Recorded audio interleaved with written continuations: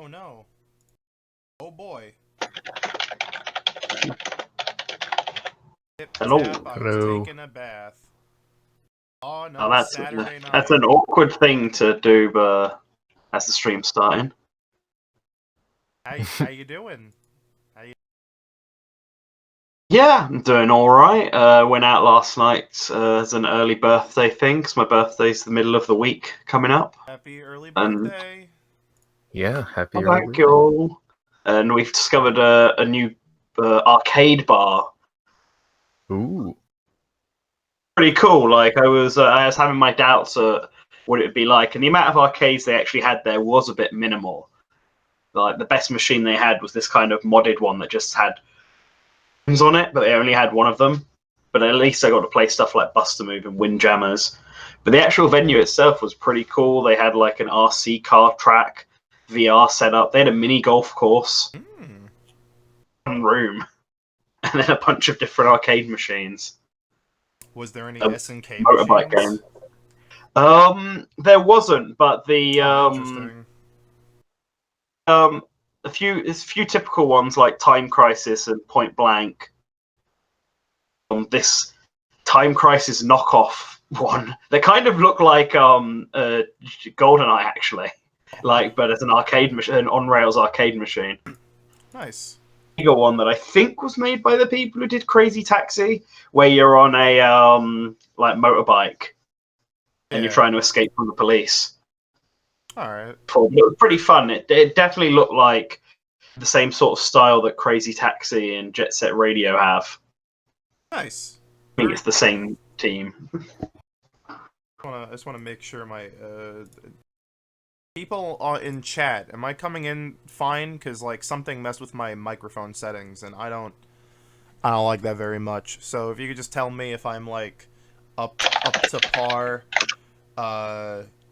Yeah, just how's the audio? Am I really quiet or?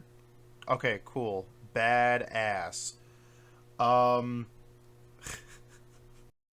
There is a good reason. There is a good reason for the Goldeneye music, and that's because I played a James Bond game this week. Okay. So like, did you guys know that there's a Nintendo 64 modding scene? I didn't. I knew there was modding, as in hardware modding or software modding. Software modding. I knew there was for like games like Mario 64 and Ocarina of Time. Yeah, like of course. I've seen a few for Smash Brothers. Yeah, like I knew of like there being like, you know, ROM hacks and stuff for Mario and Zelda, but like I didn't realize like what the I'm still quieter than the barcade guy. Hang on, let me just like I'm just gonna nuke my myself into peaking territory. Hang on a second. Well, Hello! Nat, how are you doing? Let's go! Is me. I'm doing pretty good. Yeah. Yeah, Cody's here as well, guys. Let's see, that's much I'm better. also here. That's much better. That is A-okay. Every console is a modding scene. Yeah, I know, but like the N64 is one of those consoles that doesn't like have a lot of love behind it. So like you would think the homebrew community for it is just not there. I don't know. I feel like it's probably like more dedicated, right? Like it's because I get what you mean. It's not like as big as what the PS1 was. Yeah, but it's definitely must have it was definitely beloved, and so I'm pretty sure it's got like a hated niche modding community that's just going all out. and I just took a look at a Nintendo 64 dedicated website called Nintendo 64 Today and looked at the mods, and literally like over the last few days, someone's porting Super Mario 64 to PC. Yeah. Someone's added Banjo-Kazooie and Hyrule Temple into Smash 64. Someone's added Dr. Mario into Smash 64. Wow. I didn't But, know a new GoldenEye stage.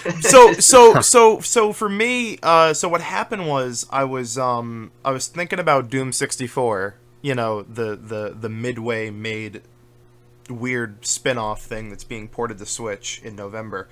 And I was actually thinking to myself, and I'm like, I wonder why they never actually just straight up ported Doom 1 and 2 to the N64. Because I think if any console from the 1990s were to have what would probably be the best console version of Doom 1 and 2, it'd probably be the N64. Because the N64 also has like the best console version of Quake, and also has, you know, like ports of Turok 1 and 2 on it. And it handles 2D shooters really well, like Doom 64. So I went on this little quest to see if someone had made a source port of Doom for the N64. Which, I mean, that's the big meme, right? Doom's ported to everything. And sure enough, wow, there actually is a homebrew version of Doom for the N64, and it's about as good as you would expect, where it plays better than any other version, and it's basically a straight port of the DOS version, just the music kind of sucks. And then I decided to just delve deeper into, like, you know, fan-made games and, like, homebrew. And I discovered a game that released 2 years ago, but it had been in development since 2008, 2009? Wow. And it was and it's called Goldfinger 64.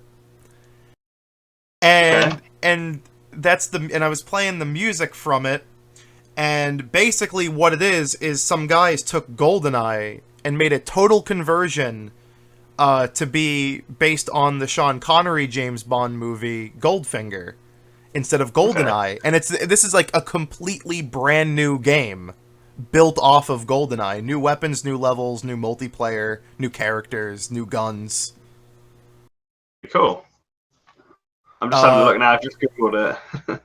It's really neat. No, Moonraker 64 is not a real thing. I wish it was. I just wanted to make a big goof.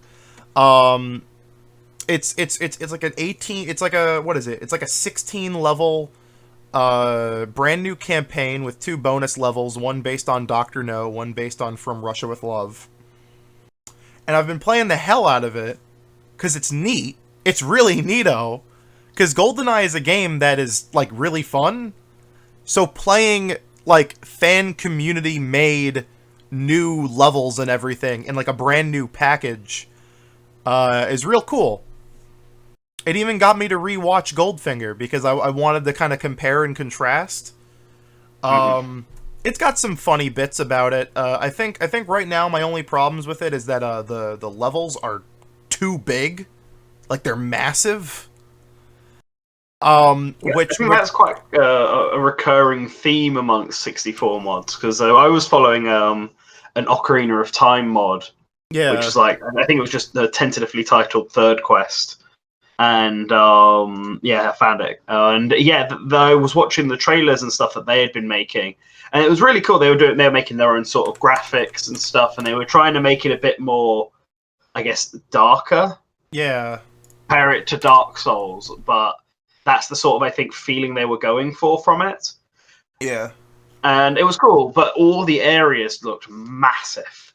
The 2 big rooms and stuff from what you would have seen in Majora's Mask or Ocarina of Time. Almost like every level was Hyrule Field, but with layers and stuff. my biggest problem with also, I posted links in both our little chat here and also in the YouTube chat.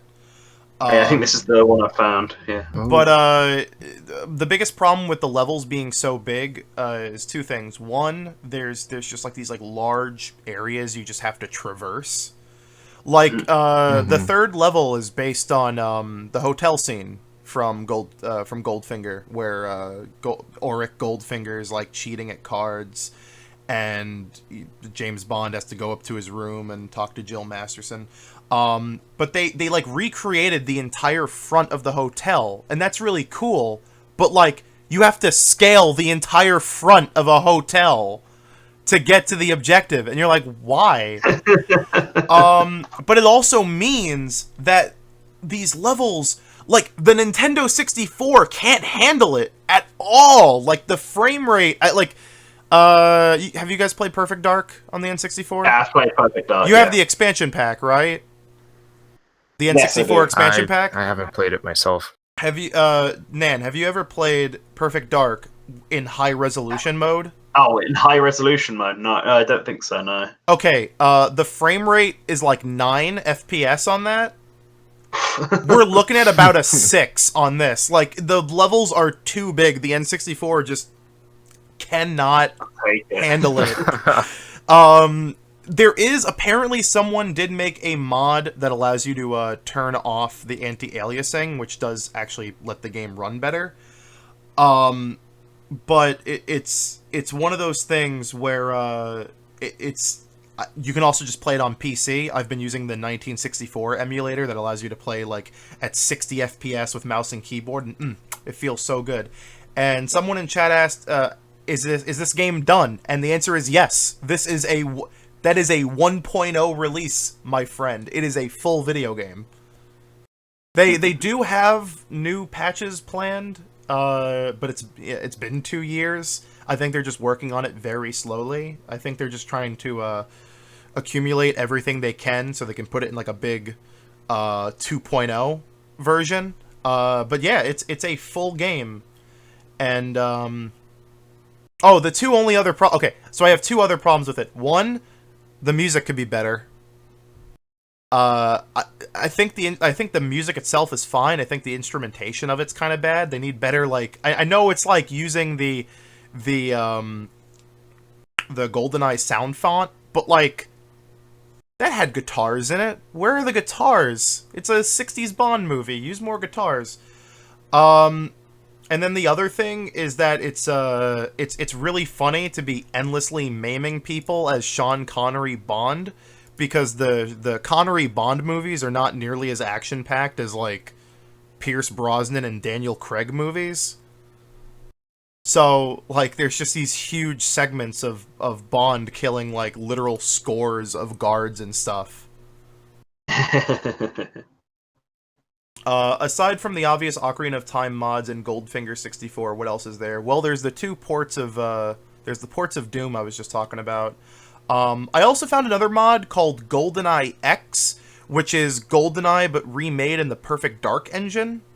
So it takes advantage of the expansion pack and like using more RAM, so it runs better and everything's a little bit more stable, because everyone knows the Goldeneye engine kind of sucks. Hey, so just looking like on Nintendo 64 Vault as just an example. Yeah. Got GoldenEye, Perfect Dark, Diddy Kong Racing, Jet Force Gemini, Mickey's Speedway. Yeah, there's Mickey's Speedway custom tracks. Pokemon Snap and Super Smash Brothers, and then of course Mario 64 also has a ton of mods, and Banjo-Kazooie also has a ton of mods. Yeah. Mm-hmm. And so there's quite all the big games. And for the most part, you can play all of these in on a real N64 using just like a little flash cart or something. That's what I've been doing. Yeah. Wow. Yeah. It's neat. It's neato. I like it. It's really cool. It's very neat. It is really neat. Someone's taken the basement level from GoldenEye 64 to Pokemon Snap. Yeah. Sure, why not, I suppose. 40 Winks isn't a mod, but it's an interesting piece of unreleased N64 history. That's right, we played it on this channel once. It was a stream we did way back in the day, like at least like half a year ago? Go watch us play 40 Winks. I think I remember you playing that. Yeah, it was me and my friends. Yeah. Link's Awakening yet. Well, I played the original, but I've not played the new one, so no spoilerinos, please. I'm pretty sure I'll probably get it an Astral Chain for my birthday this week, but we'll see. Ooh. We'll see. I've instead been playing Deadly Premonition still, which I've now completed. How? And the review for that will be coming out tomorrow. Very nice. However, what do you think? Without spoiling my review too much, I actually, it's if it wasn't so charming, bridge game. Yeah. But my god, is it fucking charming? Well, that's always been the funny thing about Deadly Premonition, is that like it's a terrible piece of shit, but like it's like the most endearing video game ever made. Like it's very clear it is a game that had a ton of love in it, and Sweary's just a really swell guy. I feel like this might be my first Sweary game. There's 'Cause I not know he had many. that There's not one- many of them. Yeah, because he was trying to have that one, The Good Life, that was being still in development. I don't think it actually reached its Kickstarter goals, but they had They did a some backing from a publisher already. They just wanted more money so they could make it better. they did like a second Kickstarter, which I believe did well because I donated to it. I donated to that Kickstarter. Full disclosure.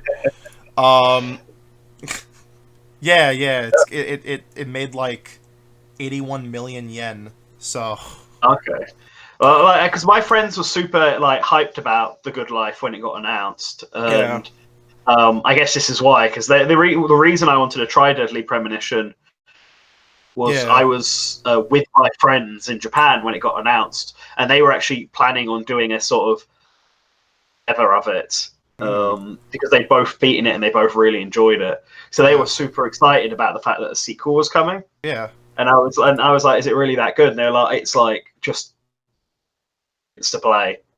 I mean, I was like, "Well, I guess I'll give it a go." I mean, I'll say this much: like each, there's only been like a game after Deadly Premonition by Sweary, but like, it's one of those things where like, I don't know. The first one's weird because it had like a really like Deadly Premonition's weird because it also had like a really troubled development. It started as like an adventure game on the PSP, and then it turned into a stealth thriller on the Xbox 360. And that was back when it was called Rainy Woods, and it was like borderline copyright infringement for Twin Peaks. Extremely like way too close to Twin Peaks. Like, I mean, the final game is already super Twin Peaksy, but like, Rainy Woods was like, holy shit. But then I think whatever company he made that game with, I think they had some weird like, we gotta turn it into survival horror. We gotta turn it into a game where you shoot zombies and stuff. You know that thing where Zach covers his mouth to be quiet?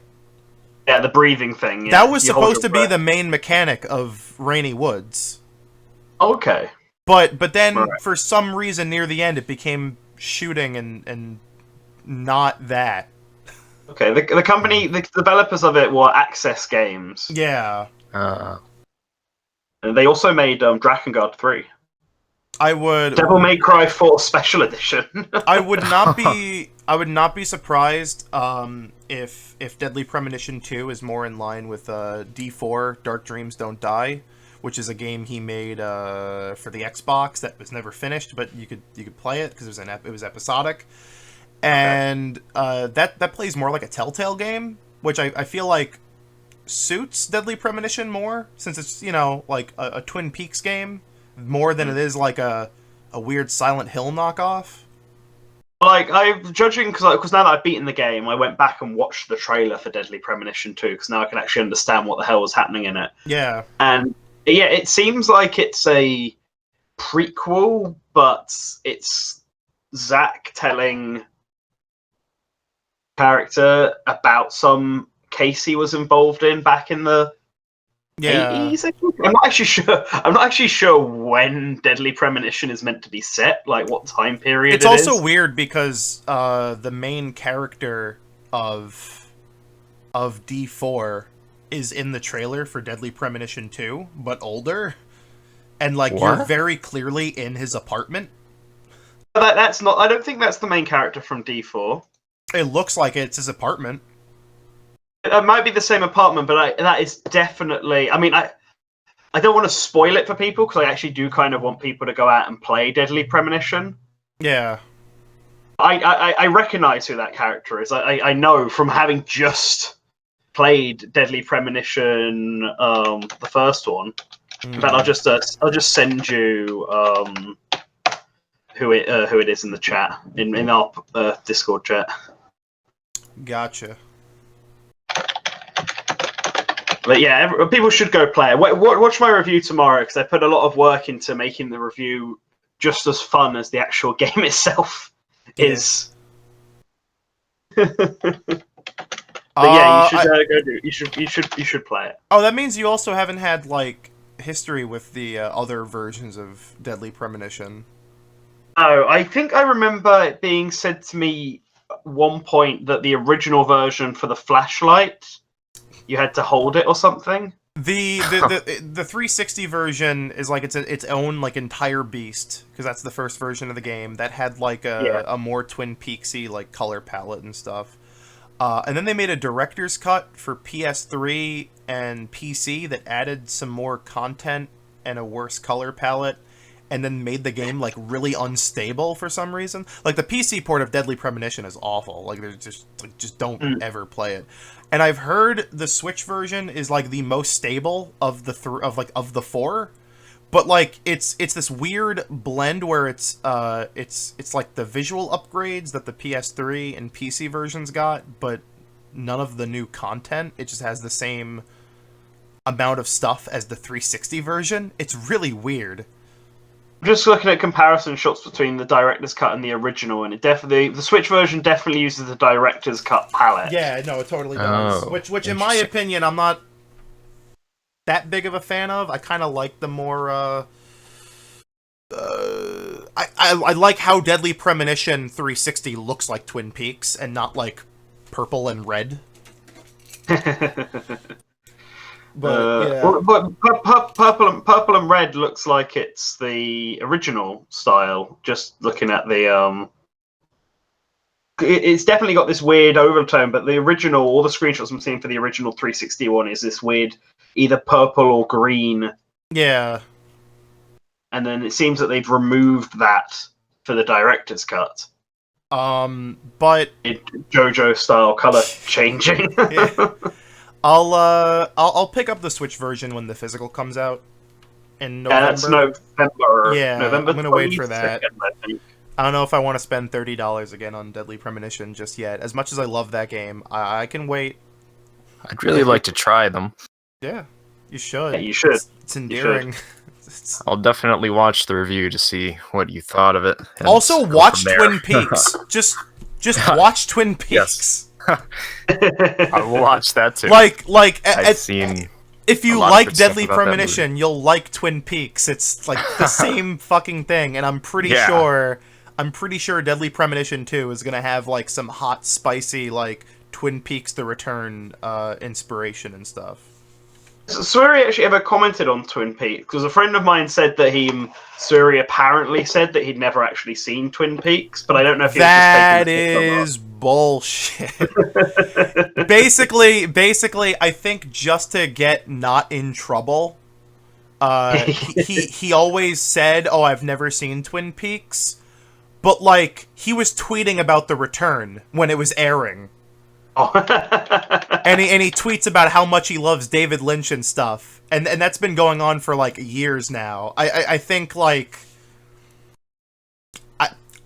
the man likes Twin Peaks. I think it's really obvious. Like it's not shocking. Makes sense though. Like Japan is infatuated with Twin Peaks. It's got like a huge fandom over there. There's a lot of like Japanese-made Twin Peaks-inspired games that just like some of them have never come over. What is it? There's one called Mizuna Falls for the PS1 that actually just got a fan translation.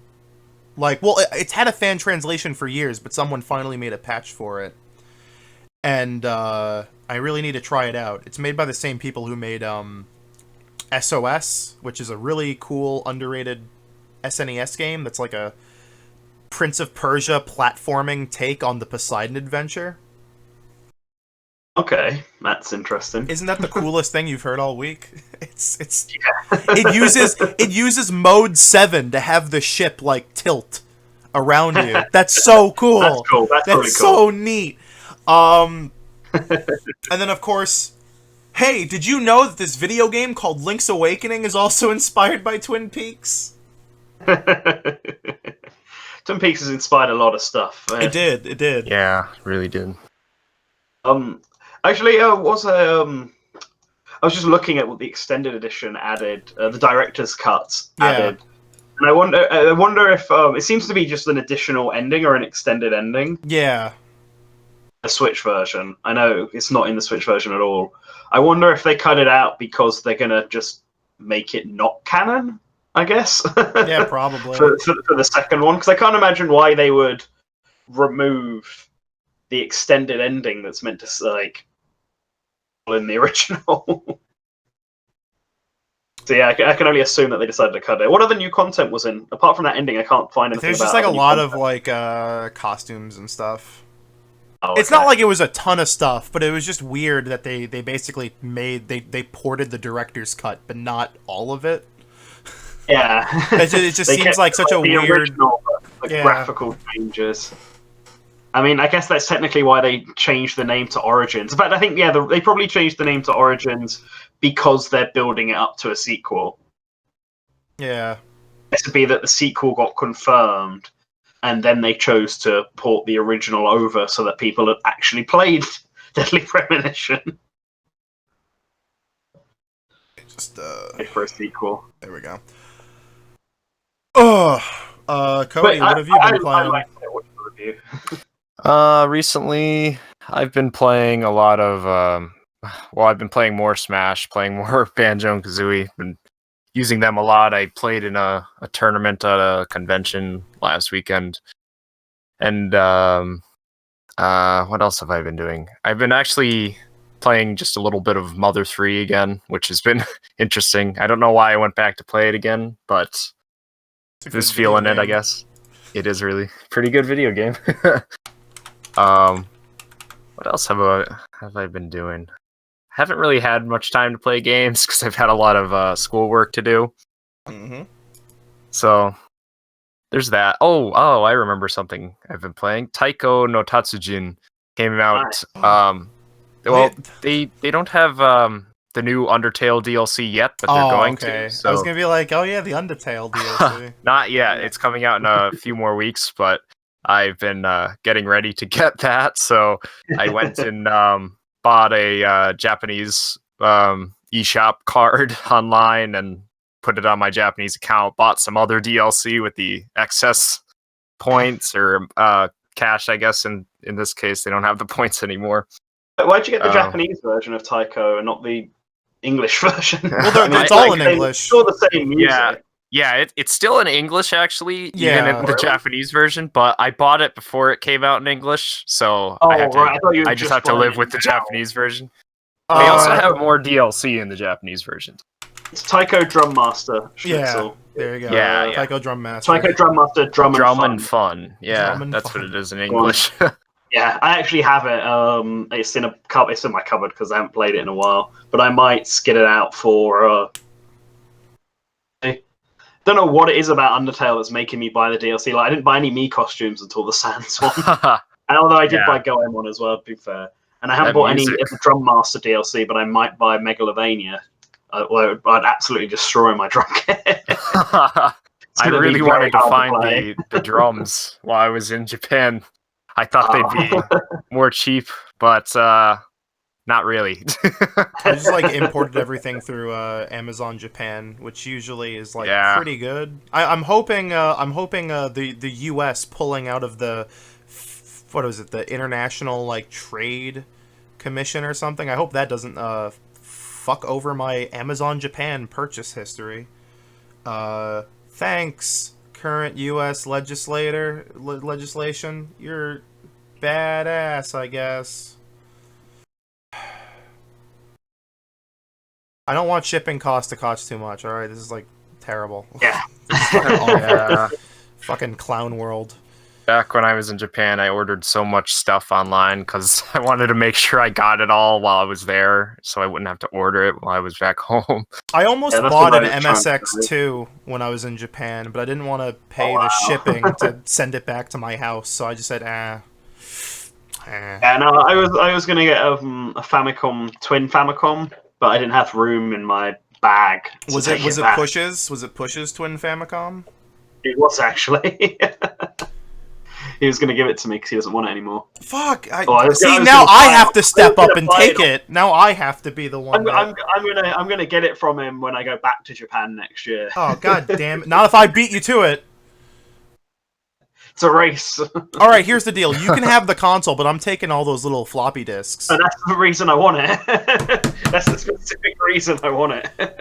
I can't believe we're gonna have to make a remake to Rat Race, except it's getting a suitcase full of Famicom Disk System discs.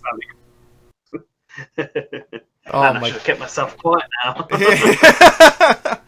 It's funny because he messaged me. He's like, when I come to the U.S., could you help me like sell this? And I'm like, yeah, sure. What are you selling? And he sends me pictures, and I'm like, sweet Jesus. Yeah. No, I remember when he got it, and we were talking about it, and we were looking through all the games together. And like, yeah, when I was there last time, he was just like, I need to get rid of this. Do you want it now? And I was like, I really would. But I wasn't planning on getting anything big, so my suitcase is tiny as fuck. Did you get Nerbian's like sock back? Is it his sock? I didn't. Yeah, it's his sock. I didn't realize it was his sock. all the stuff. I left my toothbrush at his, but I did manage to get that back. There's Push's like home is just like a black hole where like things just like like remember when it took him like a year to give me my Arano figure? Like god damn it. You got an Arano figure? There was a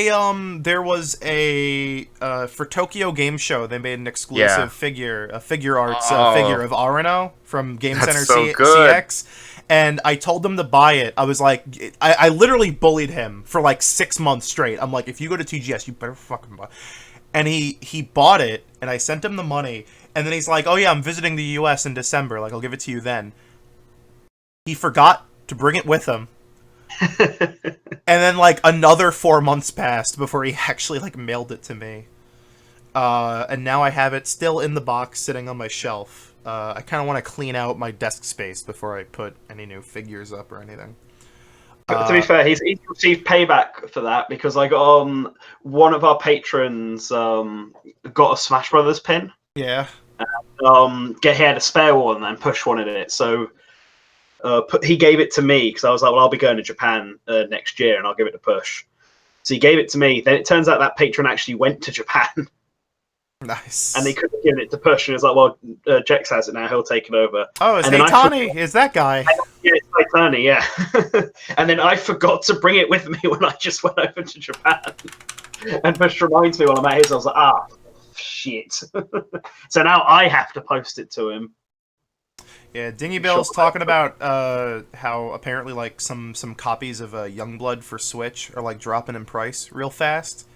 And it's because definitely, no one's buying that game, which is a shame because I like it. It's really good. I might do a review. Like, it's been a few months since the game came out, so obviously it's not in high demand to see a review of it. But I just beat it for the second time 2 days ago with a friend, and I still really like it. I still don't understand why people hate it so goddamn much. It's good. It's a good game. It's definitely worth the money. I had too many games.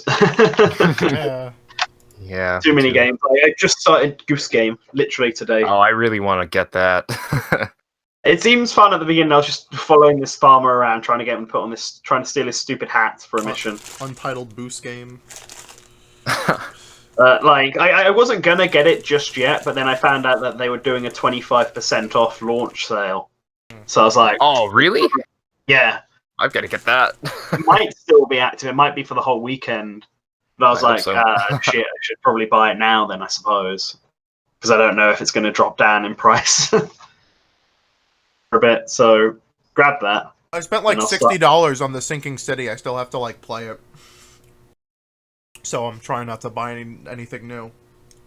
Well, I figured I wasn't going to buy anything new because I'll probably be getting Link's Awakening and Astral Chain. And even Dragon Quest XI comes out this week. Yeah. Like, also, I'm going to get those three. Also, Contra Rogue Core. Oh boy. which Eagerly awaiting. hopefully Spazzy buys it so we can stream it and we can talk about it. It's funny, the demo went up a couple weeks ago, and like I played it. I don't know if he did. We were supposed to make a video on it, and then he just like never got back to me.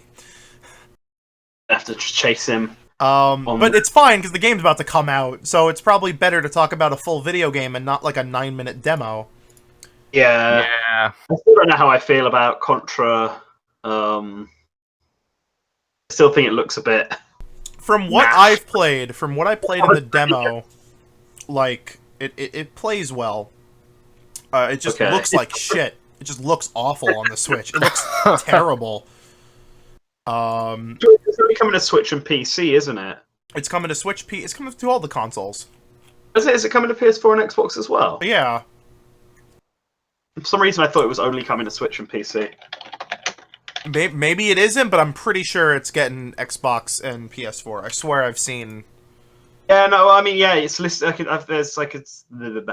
see an Xbox One box, so yeah, I guess it must be coming all of them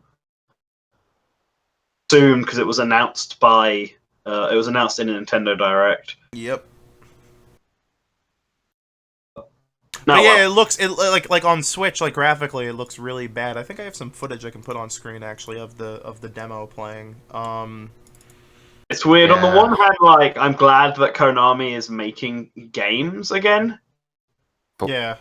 Why are they making those games? It looks this awful. Like, I mean, people wanted a new Contra for a while. It's just a good one to do a sequel to. I think people.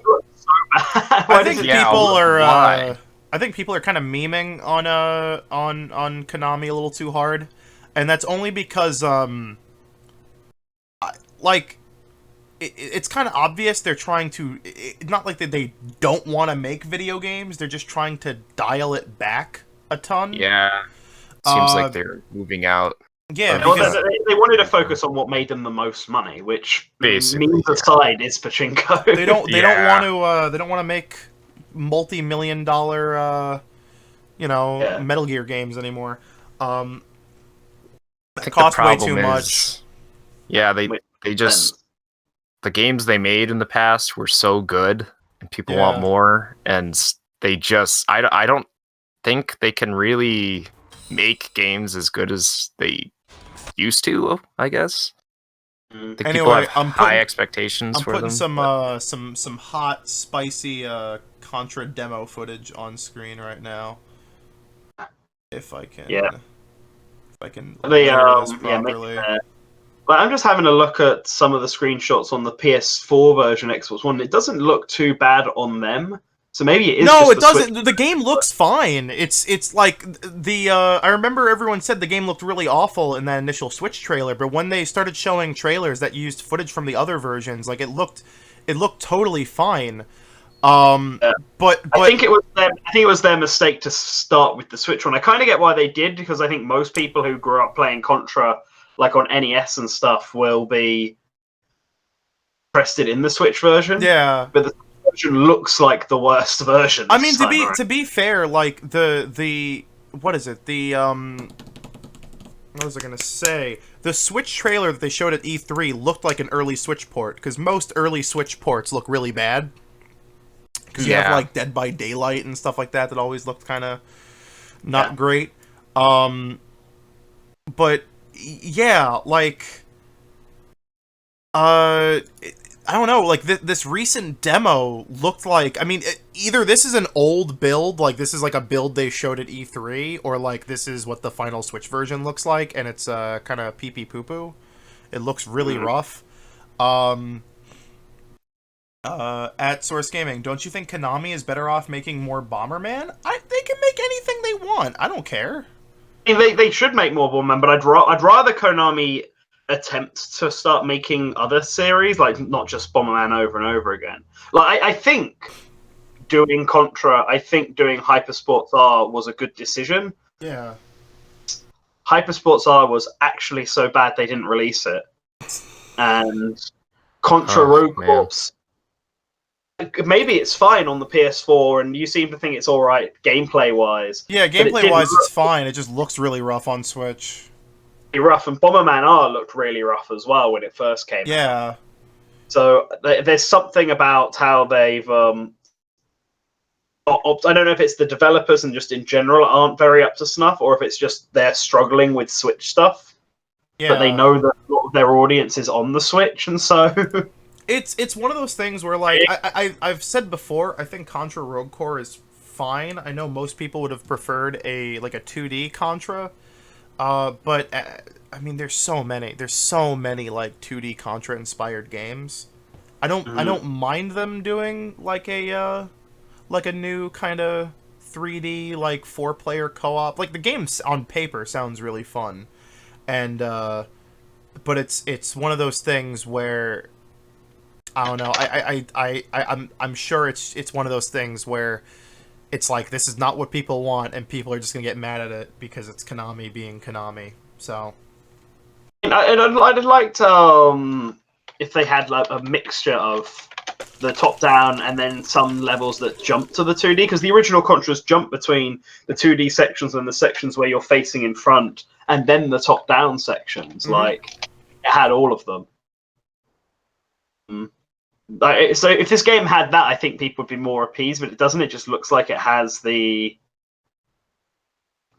there is. I mean, it kind of does. There's some some quote unquote 2D sections where, like, the game's kind of on a 2D plane, but it doesn't play like a 2D game. I don't know. Try the demo. It's too. I think it's too small of a slice of a game, because the final game is supposed to have like upgrade trees and stuff. But try the demo. Konami did just release another game, which is a new Frogger game, Frogger in Toy Town. Yeah, for Apple Arcade. Yeah, it's being made by Q Games, who worked on Star Fox, like Star Fox 3D, Star Fox Command. The people who worked on the original SNES Star Fox developers, but it's their company. Frogger in Toy. I have Apple Arcade. I just haven't downloaded much on it because I like to. I'm very conservative with my phone space. I don't have an Apple, so I can't try it out. Is the new Earthworm Jim game, is that an Apple Arcade exclusive as well? Maybe. It's probably one of those things. I know they where, announced. It's hard to keep up whether I don't know if it's Apple Arcade or I don't know if it's Google Stadia. Oh no, the new Earthworm Jim game's exclusive to the Intellivision.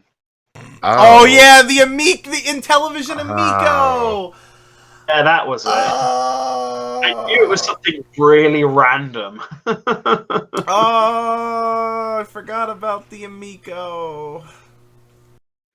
Jesus Christ. They've announced Earthworm Jim 4, but they've also said it's not going to be a launch title for the Amico. And the Amico doesn't come out until like October 2020. Like, Jesus. Fucking Tommy Tallarico. Jesus Christ. Yeah, that's a weird one, alright. I think it's gonna. I mean, Yeah, like, I don't really think it's like exclusive. I'm pretty sure it's gonna come to like PC and stuff afterwards. I can't imagine they're gonna keep it on that stupid fucking console. I'm sorry, Tommy Tallarico. Bringing back Intellivision's dumb, and you know it. I'm sorry, but like, God, you saw the Coleco Chameleon. You've seen the Atari VCS. No one wants this shit. It's just should be a mini console. Just do it as a mini console. That's the big hype now. For Can we all just spam Tommy Tallarico on Twitter with like "Shut up, Boomer"? Like, just like stop. Like, well, yeah, don't actually do that. But just like don't stop this. Stop these like retro console revivals that no one wants. No one wants a fucking Intellivision 2 or 3 because there technically wasn't a Intellivision 2, but whatever. God damn it. Why do we live in this world? It's so strange. It is so weird. It's so weird. Should we talk about what we actually had on our schedule then?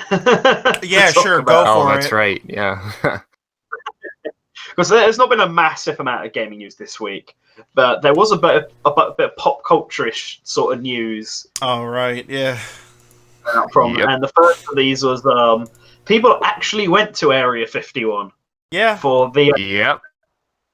They can't stop us all. It's really weird because like all of the news articles about that has been like Area 51 raid a bust, like only 70 people showed up, and it's like, dude, no one expected anyone to go. It was just a meme. Like it's just I find it funny that people did actually show up for it. yeah, I mean, I don't blame them because it's one of those things where like it just seemed like it was 70 people just kind of chilling out and having fun and like not running into a government facility like an idiot. So like, which I mean, if it's for the goofs, like whatever, like there's just a bunch of people hanging out.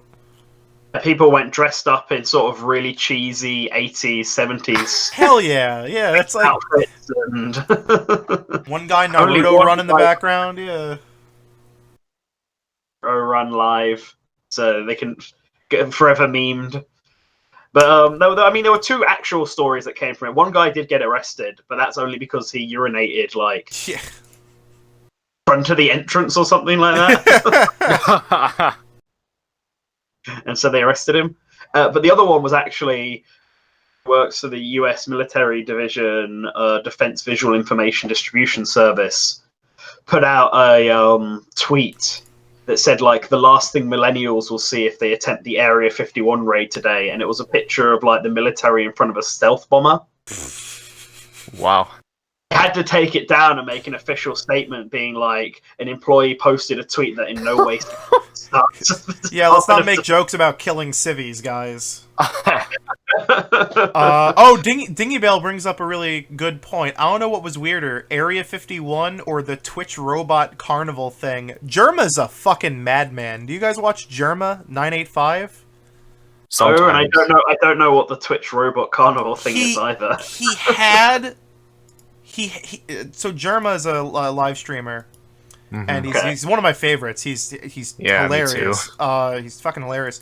And he did a thing yesterday where he ran a bunch of carnival games, except all the carnival games, and these were in real life, but all the carnival games were played like by robots controlled by Twitch chat.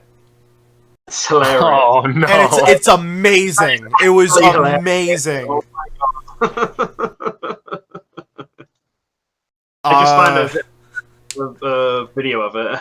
if you've never seen any Jerma videos, go watch them. They're fantastic. Go watch his balloon video. That's like the ultimate like mad lad thing I've ever seen. The balloon thing was amazing.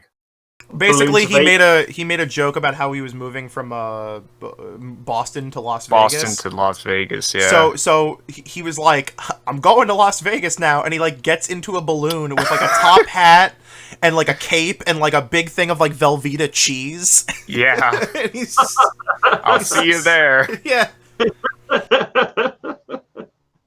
I also love when he did do it yourself Labo, where he just had like 6 pizza boxes to try to make his own Labo kit.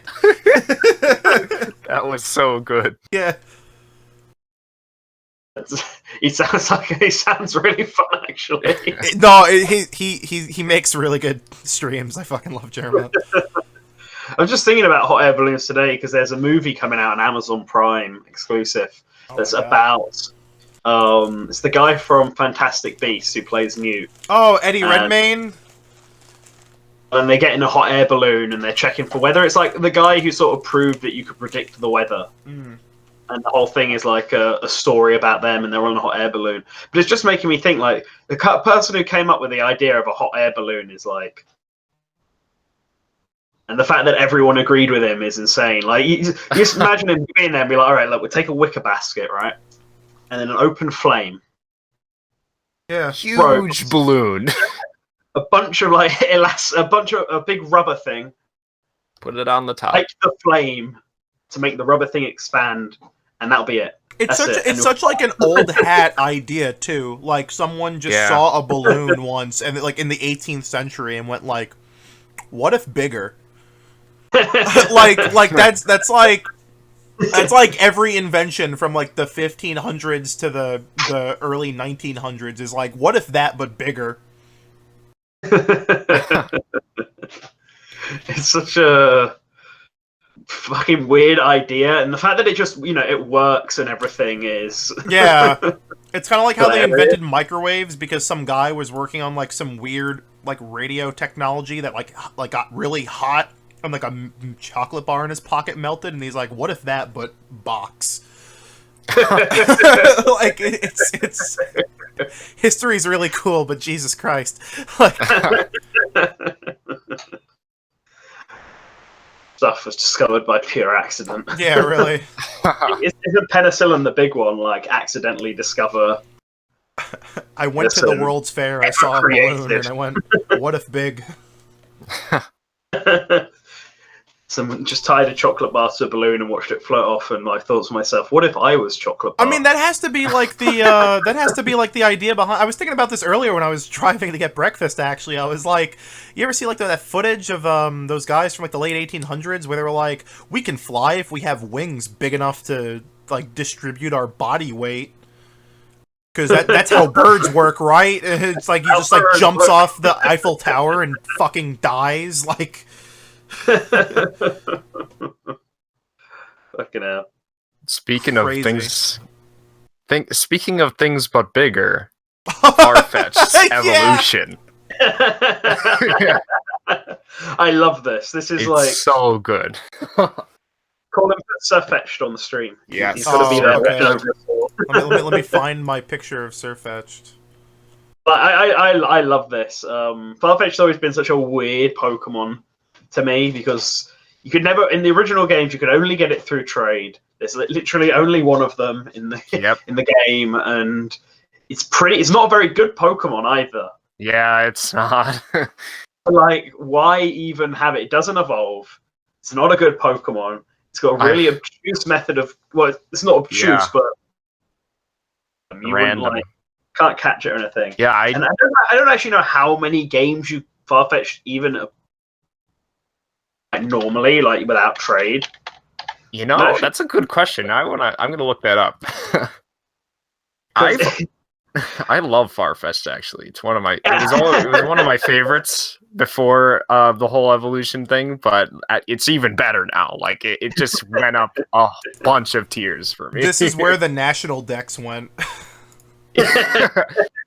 It's those eyebrows, man. Those eyebrows get me. They're all in there. I've been cracking jokes about the national dex for like the last like two months. Like it's really funny. But you can apparently you can actually catch Farfetch'd in Pokemon Yellow, Gold, Silver, and Crystal. You can catch it in Yellow. That's right. Yeah. Then it's trade for like all of Generation 3. Yeah. It can be caught in Generation 4, but mainly through swarms. Generation 5 through swarms. Yeah. And then it can be caught in X and Y normally, but not in Sun and Moon. I actually used Farfetch'd in my playthrough of Blue version. Oh, really? It actually did really well. I think Sirfetch'd is actually going to be a fun Pokemon to use. I remember using Farfetch'd, and it was really good with Swords Dance. I would do like Swords Dance, Double Team, and then I would use Fly a bunch. And I think I beat Blue's final Pokemon with Farfetch'd. I'm wondering, can he even fly now? Because he's not a flying type anymore. He's literally pure fighting. I don't know. From normal to flying to pure fighting type. I'm not sure. It's funny because when they announced Sirfetch'd, I sent it to a bunch of like really big Pokemon friends of mine. And they were like, "They fucking did it! Oh my god!" Like, because the thing about like a lot of people knew Sirfetch'd was coming because he was in that big Pokemon leak that got like everything right. Yeah. A lot of people were expecting him, but I'm just really glad with how it turned out. Yeah, like, it's so much better than. And I like the concept behind it. Like, and people think they're talking about how it ruined the concept with the original Farfetch'd is meant to be on the fact that the old Chinese saying that a duck and a leek arriving together. Yeah. But great thing, and that's the joke with it being Farfetch'd. But they just made him. They just looked at Final Fantasy and were like, "There's a class called an Onion Knight. Let's do it." Did you all see the painting that it also is based off of too, or it likely is based off of? Can you post that in the stream chat so I can have a look? Let me look that up for you. So there's this old painting, this European painting of a knight using a leek to fight off a snail. And in the trailer, the Japanese trailer at least, Farfetch'd is fighting an escavalier. Oh, nice. Which is like a big armored snail. And I think in its not its Pokédex description, but the description on Pokemon's website, it says it fights with escavalier. So it definitely has to do with that painting. Is it a British painting? Because the guy who's obviously in charge of the Pokemon creation this time around, leading that team, is a British man. He's from England. Yes. It's still so cool. I'm so glad that they got more people on board for that. Yeah. Well, the Sirfetch'd is the one I want to use. I think in Sun and Moon, I chose one Alolan Pokemon, Alolan variant, to be on my team, and I went with Alolan Ninetales, I think, in the end. My Gala one. But this is technically a new Pokemon. Really liking about the Gala region. Because we obviously, all the way up to Gen 4, we were getting babies of classic Pokemon and evolutions of classic Pokemon. And then kind of from Gen 5 onwards, they just decided to stop. Yeah. Gen 5 had no evolutions and no baby Pokemon. 6 decided it would do Mega Evolutions instead of giving us new evolutions. The only new evolution was Sylveon. It's the only one, yeah, because they introduced the Fairy type. Yeah. For it. And then Sun and Moon added in Alolan variants, but they were just... They weren't new Pokemon, they were just different. Yeah, alternates. I mean, they were essentially new Pokemon in ways, but that's the thing. They weren't evolutions, really. I guess for some of them, like Pikachu, but still not really a direct evolution. Alolan Raichu was a variant with essentially. This is it's so cool that they're going to give Pokemon like Farfetch'd new evolutions, because there's still a lot of Pokemon that have potential, but I feel like never fully realized it.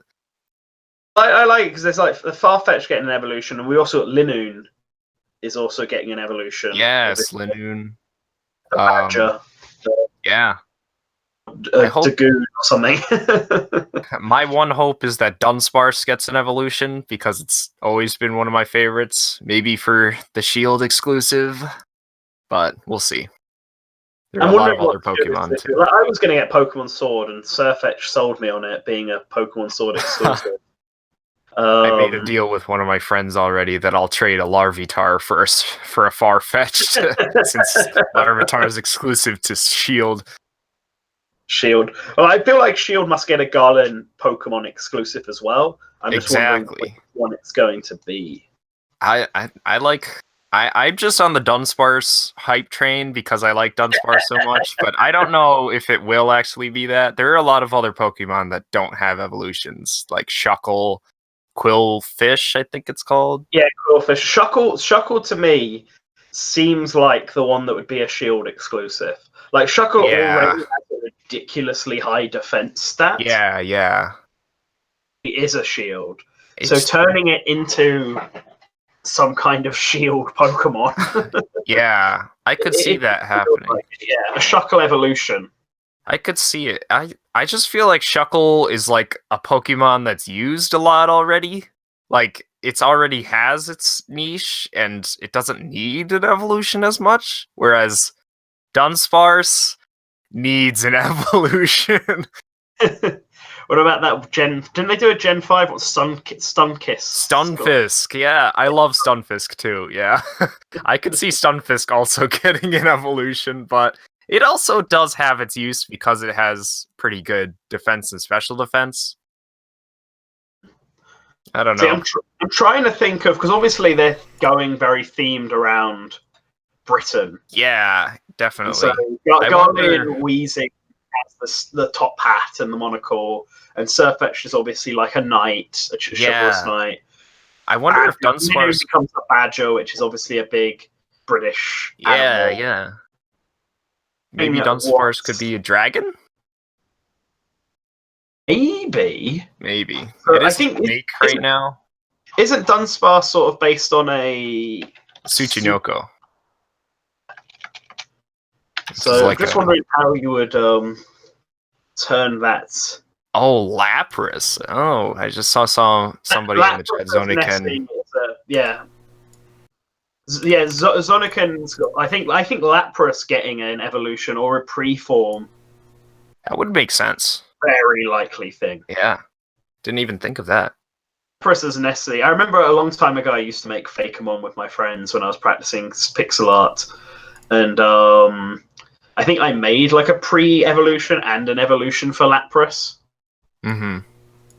Something like Lap Queen or something like that. Should do that. I think actually a Lapras evolution would work really, really well. Yeah, I saw somebody say, I say Cody Petit say Pinsir also. Pinsir is an interesting idea since Scyther has an evolution, but Pinsir doesn't. Yeah, Pinsir could also work. That was always strange. I don't know why they did that in Gen 2. Does Lapras have a Gigantamax form? I don't know. I don't know. I don't remember seeing it. Like, I don't remember seeing it unless it's part of that leak. Maybe that I've been trying to not talk about.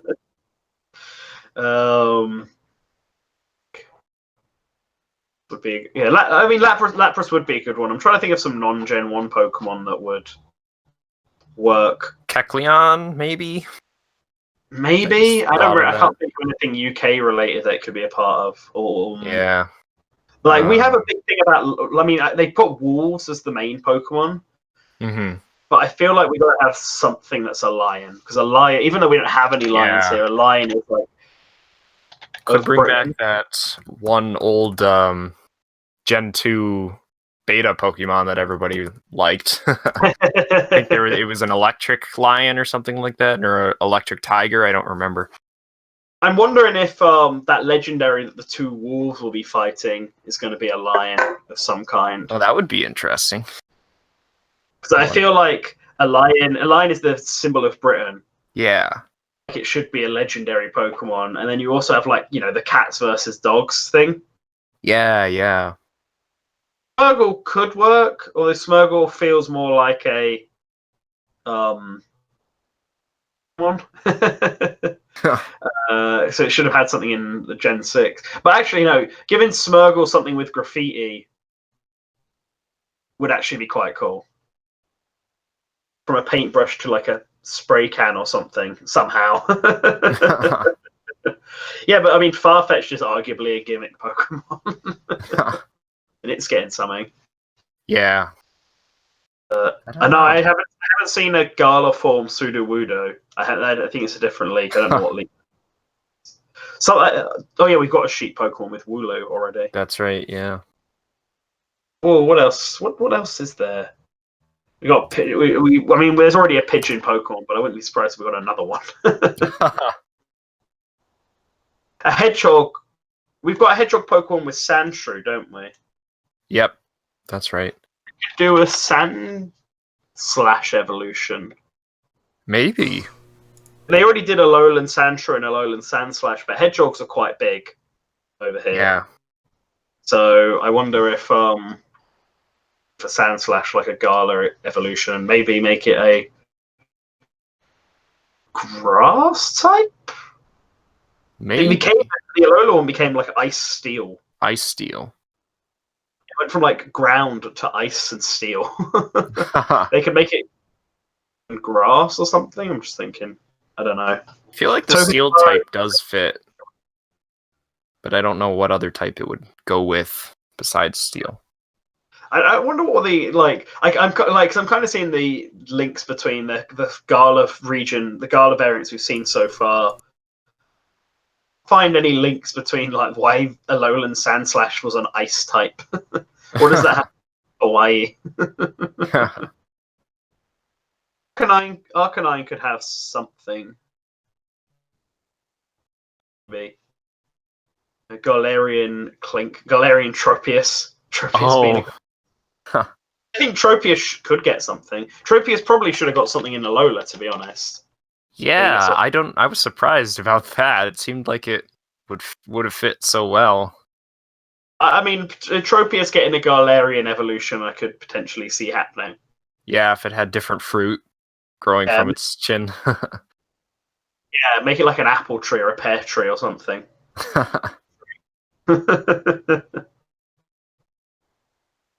Fish and chips Pokemon. We haven't seen any. Have we seen any fish Pokemon yet? From.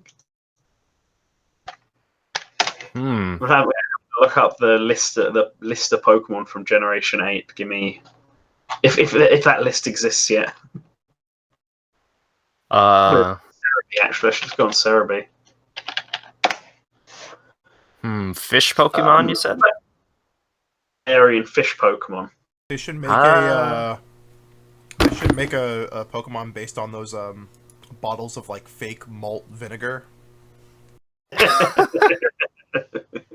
Condiment Pokemons. Yeah. Could go on the curry and rice, right? Yeah. You can have it with your tea, Pokemon. Actually found. I don't know. Should we talk about the? Oh, there's the leek snail picture. Yep. Someone found a bunch of like hints at which Pokemon are getting evolutions and which ones aren't. Interesting. Websites. So I guess we'll talk about those while we've been talking about them. So the three start Pokemon are all getting 3 evolutions each, of course. But Yamper is getting that. The electric corgi Pokemon's getting an evolution. The sheep is getting an evolution. Remember which one Roly-Poly is? Roly-Poly? The rock? Is it a rock? What is Roly-Poly? Yeah, it's like it was a little rock with an orange spot on the front, and it had like a wheel kind of rock underneath it. Oh, right, okay. Yeah, so that's getting an evolution. Yeah. Corviknight has 2 pre-evolutions. So my guess is that Corviknight is going to be like the Pidgeot of this generation. You know, the bird, the early bird you get that then gets evolves. Yeah, I think so too. That ice cream Pokemon has a pre-evolution. Is it ice cream or whipped cream? Whipped cream or cake, I think. Yeah, that one's going to have a pre-form. The hamster Pokemon is on its own. Definitely. The Poltegeist is also a second form, so that a second evolution, so it'll have a pre-form as well. Mm-hmm. And Dreadnought will also has a pre-form apparently. Oh, huh. Dreadnought's a second Pokemon. The Dragon Duraludon, the one that looks like a lighter. Oh yeah. It's on its own. It's just one. Huh. Gossifleur has an evolution as well, apparently. That's right. Yeah, well, actually, that's already announced, isn't it? Gossifleur, isn't it? Yeah. Has its evolution as Eldegoss. Mm-hmm. Yeah, and that's all we know. Yeah. As of now. Yeah, I don't think that we know any fish Pokemon yet. There's just the one fish in that bird's mouth. I don't remember the bird's name. It was a new one. It was like a seagull kind of Pokemon, or not a seagull. Oh, yeah. I think that fish will be a new Pokemon. Actually, I think so too. Yeah. Just don't know which one. Still don't know which one. Schnitzel in chat, Snitchel says, "I like this show. It's sword shield talk that doesn't slowly morph into Mud National Dex." I think like I'm an outsider. I'm not really a big Pokemon fan, but I'm willing to bet that like it's probably like the Call of Duty cycle where everyone is like, "Oh man, this next one's gonna suck," and then they start playing and they're like, "Yup, Pokemon's back, baby." Like, Yep. I as much as people are bitching about the national Dex and whether or not they're right to, I think people are just gonna pick it up and maybe like it anyway, but I don't know. I'm probably not picking it up just because I'm not a. I mean, I agree with you. I think people are getting mad about it now, and then it will come out, and everyone will really like it. Yeah. These are the people that are like, half of my Pokemon are missing. This is an outrage. But like, hey, Curry, that's cool. That's badass. Like people will still. What will happen is people who are saying, "Oh, I won't buy it because the National Dex is gone," stay, but the vast majority of people still will. And then slowly over the few weeks when everyone starts talking about the new Pokemon and how much fun they're having and stuff like that, they'll slowly give up and buy it. I think that's what's going to be happening. Yeah. But I like Sirfetch'd. Don't we all? So what was next on our little schedule here? Oh yeah, so I guess we could talk about it briefly, but it's apparently the 1 year. It was the 1 year anniversary of Bowser. Oh my god! This week. Wow. What a thing to bring back! Yeah. I can't believe it's been a year. It's like it makes me feel old. Yeah, honestly. It's strange. I remember the phenomenon when it came out. I mean, it even won like an award. And looking back at that original like comic and all the responses to it, and people asking if they can like use the idea and stuff like this, the guy just made some massive like he made some comic and people got horny. That's like the way to put it. It's just I think it's the way the dragon girl I think baffles me the most because like people have made fan creations all the time. Yeah. This one in particular skyrocket. Yeah. In popularity. Was it just solely because people were horny for dragon girls? Is it something to do with the fact that creation was something to do with like Mario characters, which people obviously super recognize, and a lot of people know Bowser, a lot of people know Peach. I mean, there's a pretty dedicated community to like waifuing the Mario princesses anyway. We're familiar with one of them, but so it's yeah. Well, yeah, it's like. Was it specifically Bowser that did it, or was it the idea that people realized, oh, the crown can make any Mario and literally anything a waifu? I think it's both. I think it's both. I think it's just such like a simple, novel idea. To the point that Nintendo had to come out and deconfirm that it could ever happen. Gee, it's for Toadette only. Jesus Christ. But it's such a weird thing to kick off. But it produced a lot of fan art and got actual like artists and manga creators involved as well, which I thought was really like a cool thing to happen all from one fan creation. And then I mean, Nintendo did fuel the flames a bit by releasing that Super Mario Odyssey book that did confirm that they were like. They were thinking about it at one point. That's like the ultimate irony. Is like, oh my god, it's almost canon. Almost canon, yeah. Bowser turns into Peach, they just fuse. But like You think? it literally turned like his colors as well. Like it wasn't like when Mario takes over and the thing just gets a mustache. You think like Shiggy fucking like wiped his brow when he's like, "Oh, thank God we didn't do that." Koizumi's just like, "Good lord, fucking, oh my God." Oh, no. Trying to see if I can find the picture of the original proto. I'm not even sure what to type into Google to find it. I mean, Actually, it being it being unofficial is one thing, but if it was official, like them Tenga towers in Japan would be lined with like bootleg Bowsette stuff for like weeks. Yeah, I found the concept from Nintendo. It would have been real rough. I like her dress and hair color and everything. Like it goes. Completely... Yeah, it. I mean, to be fair, it's like kind of obvious. Like that's what it would look like. Yeah, but it is really silly that like wow the madmen they almost did it.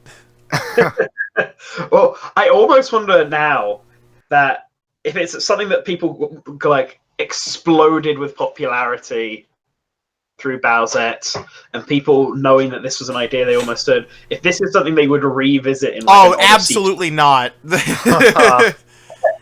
They've seen the light and the answer is no. Well, I think the idea of Bowser also having a hat that lets him control things, yeah, much more interesting boss fights. Because a problem with Odyssey is that the Bowser fights in it, and this is the problem in basically every Mario game, the Bowser fights are always basically the same. Yeah. Yeah. Like, it's just, oh, you fight Bowser this way, and then you fight him again, he's a little bit tougher with one or two new moves, and then you fight him a third time, and he's even tougher and has, like, one more health. Whereas actually having Bowser be able to take over stuff just like Mario could... Yeah. It's a cool idea. And I almost wonder if the fact they removed that from Odyssey was the main reason why they didn't decide to go with the Bowser takes over Peach idea. Yeah. Like, I wonder if that was... He can't do that if Bowser doesn't have his own hat. Mm-hmm. Maybe at least Bowser taking over stuff will be a concept they revisit in a sequel. Because I do feel like Odyssey is going to get a Mario Galaxy 2 style sequel. Yeah. Throw in all the stuff they wanted to... Didn't have time. And all their plans for DLC, like El Delfino. Yeah. They were planning for Mario Odyssey. Like, they literally, like, over Al Delfino on the map, and you can see it used to be there. Mm-hmm. Because they didn't do a very good job of it. They literally just put a water texture over the top of it. So, I feel like that's something they're planning. That is something they've got to be planning for an upcoming game. I think I don't know. I think it can go either way. I think Delfino being on the world map was just meant to be a cute Easter egg. I don't think it was actually meant to. I don't know if it was meant to be a cute Easter egg. Why remove it? Yeah, I don't see the reason. Probably they didn't want to lead people on. Because I think once, because I remember like those initial advertisements that had Delfino on it, like people went fucking nuts, and I think they were just kind of like, ooh. I feel like at that point, if everyone's already seen it, people are gonna be asking more questions if they remove it. Yeah. But I don't know. Nintendo's fucking weird. Yeah, I suppose. Nintendo's weird like that, but maybe they will. I mean, we still don't know what the Mario team's working on. Yeah. The 3D one or the 2D one? the 3D Mario team. I mean, I think they're probably just making a Mario Odyssey 2, to be honest. Yeah. Yeah. I'm saying officially we don't know. That's okay, right. Yeah. Yeah. I think we'll probably get an announcement about that game probably next year. Yeah. Kind of like how Zelda's sequel got announced. The guy who made the original Bowsette comic did a picture for the first anniversary. Oh, that's cute. Wow. Links in the chat. Wow, I'm not putting that on screen. You can go look That's that why I up put yourself. Yeah. a link to it. All right. Yeah, they made a bunch of variants, but Bowsette's obviously the main one. Nintendo's effing weird gaming. Amazing. So I think the last thing we had to talk about on our list anyway from this sort of slow news week is that it was also Undertale's anniversary this week. It was like 4 I don't know how many years. Was it like Yeah, 4 years. or 5? Yeah, 4 years. And so because of that, Toby Fox came out with just a bunch of new information about the development of Deltarune and had some new graphics and some new music, which is pretty cool. Yeah. Update on this after so long. And the main thing is that there's going to be a city area in Deltarune. Yep. But it's actually, the city itself is actually small, according to Toby Fox. But it's a big city, quote unquote. And the dog drives around in one of those old children's play cars. Yeah. I had one of them when I was like 2 years old. Yeah, I did too. But yeah, the information he goes over, I'll just read it verbatim, I guess. Undertale was released 4 years ago today. Kind of feels like just yesterday, though. I want to share some small things from Deltarune, but I want to do another small progress update first. Game and the specifics of what happened are going really well. I have a lot of confidence in the game that is currently written in my notes. At least I think that people that enjoy the things that I make will enjoy it. That's all I'm ever aiming for. There are other aspects that are facing some hurdles, but they'll definitely get overcome. Trust me when I say that, although I want to take my time making an excellent game, I also want to get the game into people's hands as quickly as possible, seriously. And then he threw a bunch of... He put the city theme on there, talked about the city being small. He put Noel's theme on there and said this was Noel's theme, but it's actually the kind of song that gets used repeatedly all over the game, even when she's not around. He put... He put some concept arts. Someone? I don't know if that's meant to be... Oh, is that the Susie art? Yeah, the Susie. Yeah, I think that's meant to be Susie. Oh, yeah. She looks like a comment you were reading before, yeah. Susie. Yeah, those And are then, drawings of Susie, I think. Also posted another version of the Noel song with some graphics of Toriel, Susie, and Noel. Oh, that's actually Asriel. Or not Asriel, Ralsei. Is it Rousey? Yeah, Ralsei. Oh, fair. Rousey even... I mean, Rousey appeared... Rousey, or is it Asriel? Well, see, at the end of Deltarune Chapter 1, Ralsei takes off his hat, and it's revealed that he looks more like Asriel. Yeah, that's he why looks like Asriel. He doesn't have the hat here. Yeah, this is him without the hats. Is this just what Asriel looks like? Yeah, so it's not up in the air what the connection is yet, but actually, interesting. It's probably... Actually, no, it's definitely Rousey. Because there's one thing that I remember about Deltarune when I played it through. All of the characters in... All the dark versions of characters, quote-unquote dark versions, all have color in their avatars. Yeah. People in the regular world all have the normal black and white avatars. Yeah. With Rousey there has colored horns, so... Yep. It's definitely Rousey and not Asriel, which I think is a cool little touch that people don't tend to notice unless you're really thinking about the game. Yeah, it's interesting that Noelle has maybe her sprite is the same one as it was in Deltarune, but I think that was different. Maybe I'm wrong. I don't remember her looking quite like that. Appear much in Deltarune, if I remember correctly. Yeah. Like, I'm just going to look up her sprite now and take a gander, because I feel like she's a character who's going to be more important Yeah, definitely. The final game. Then because she just kind of is at points. Yeah. I just had it there. No, I think that's Oh, that is different. I think she has some kind of wings in that sprite. which Maybe I'm sprite? wrong. Which sprite are we looking at? The one with Ralsei and Susie in the new version of Noel's song. Seems like she has wings in that image and shorter hair. I don't think so. I mean, I'm comparing it to The this other one sprite? here.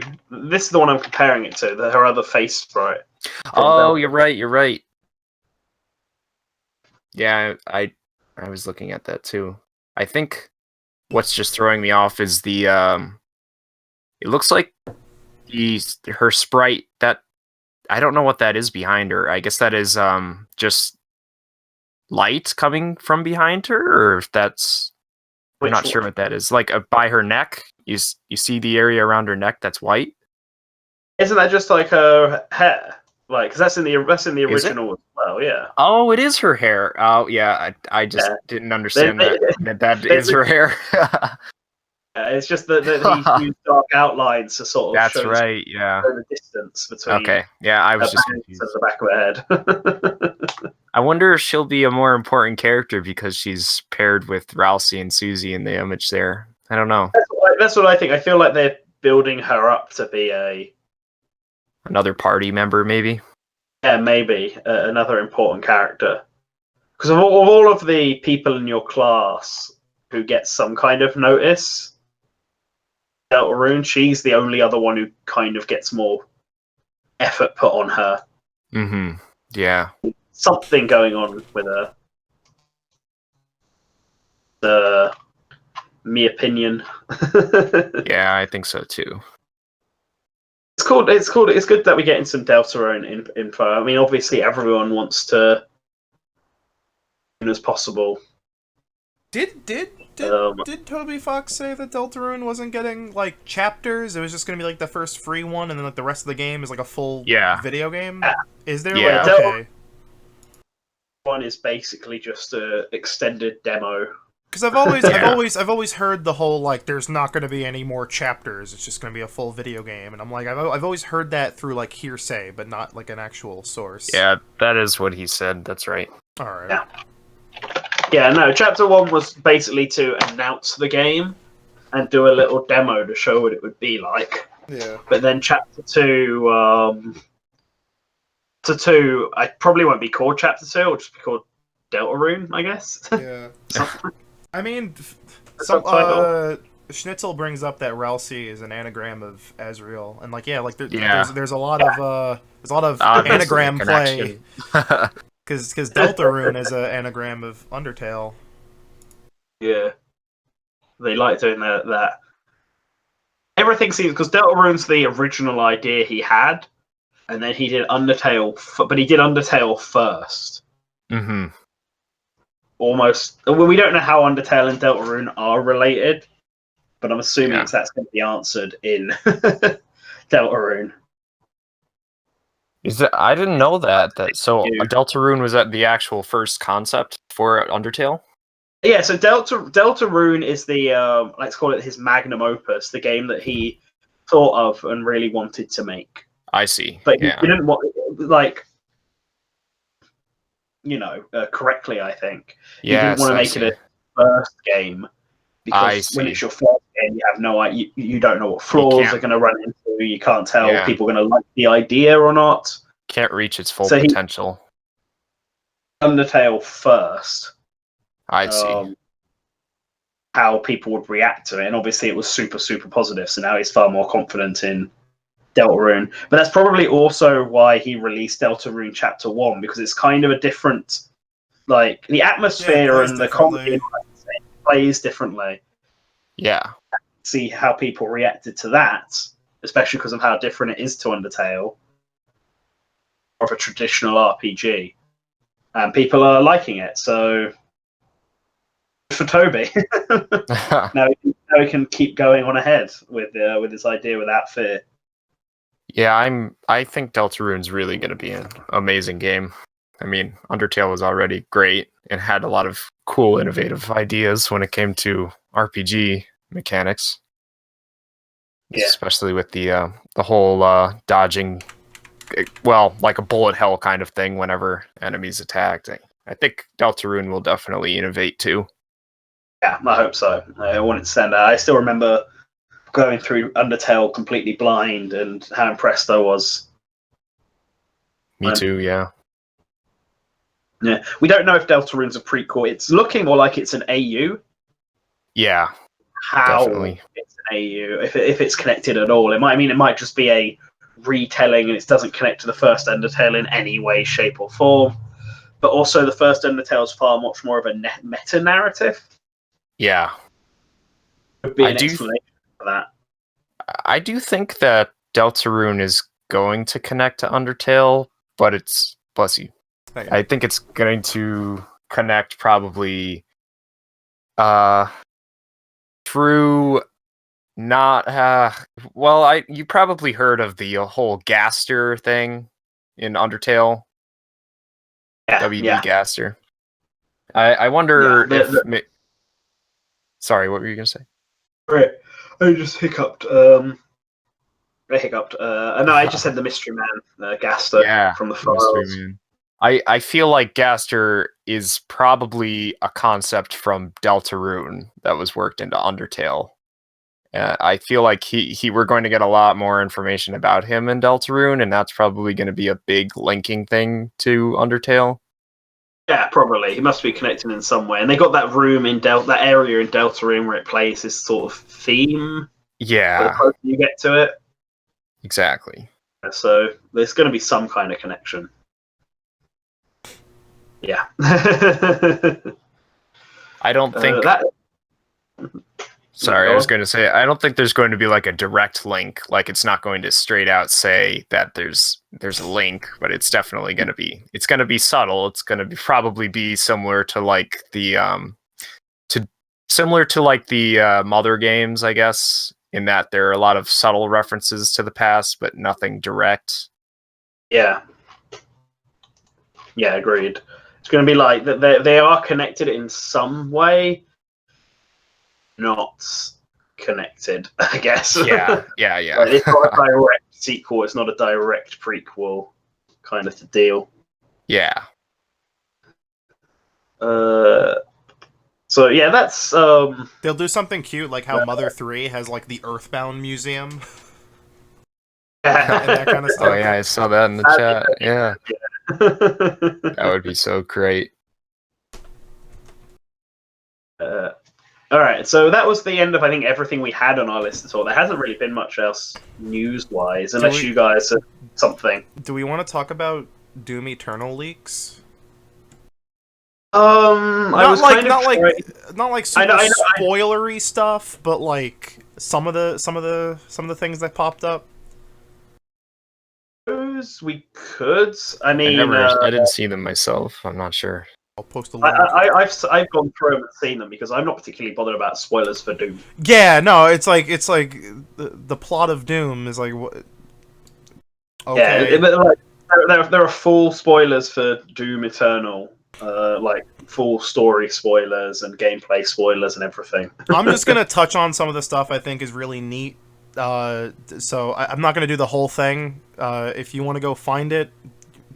You can just do a Google search and you'll find it. We're going off of apparently this was leaked onto everyone's favorite website, 4chan, and then was leaked onto everyone's other favorite website on the opposite end of the spectrum, Reset Era. It's like two completely different communities there. And there's all this stuff was posted with like dev screenshots of stuff in development, so people are believing it's real because kind of dev work in progress stuff is like a little harder to fake. Basically, it has a lot of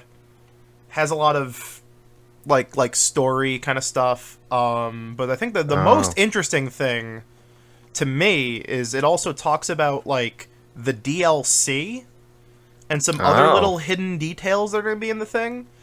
Apparently, so sort of announced, but not necessarily, is Doom Eternal will have DLC. And they very quietly announced it with the collector's edition, because the collector's edition comes with a season pass, and I think everyone pre-ordered the collector's edition and then went, "Wait, what do you mean season pass? Like where? Like what?" And they've since confirmed that single player DLC, because multiplayer DLC didn't work out last time. And according to this leak, so I guess spoilers if you don't want to get leaked on DLC. The DLC packs are going to be focused on Phobos and Crash, which are the two other Dooms from Quake 3. If anyone's ever played. What, the character? Is he a character or? Okay, so Phobos is Doom Guy, except with orange armor, and he's also black. And Crash Crash is Doom Guy, except a girl. Okay. And they're playable characters in Quake 3. And they're apparently going to get their own little single player side stories as Doom Eternal single player DLC, and that's real neato. Whoa, that's really cool. That's really cool. That is pretty cool. And then apparently, there's going to be like skins for pretty much everything in Doom Eternal, and they're all going to be based off of like stuff from previous Doom games. Which makes sense because they kind of hint at that with the classic sound pack that comes with the collector's edition. Mm-hmm. But apparently one of these skins you can unlock for Doom Guy is Doom Guy from the comic book. I don't know if you guys have ever seen the Doom comic book, but it's amazing. No, I haven't. That's where that rip and tear, you have huge guts thing comes from. Wow. I'll post a link to that in the stream chat so you guys can read it, because it's one of the most wacky things to ever exist. I think I found the panel you're talking about. It's great. And then, as I said, there's a bunch of story stuff. I think the one story thing, though, the one little spoiler, cover your ears for the next 3 seconds if you don't want to hear this. Apparently, they in this it says they confirm, but it's more like they reconfirm that yes, Doom Guy and Doom Slayer are the same person. Because why wouldn't they be?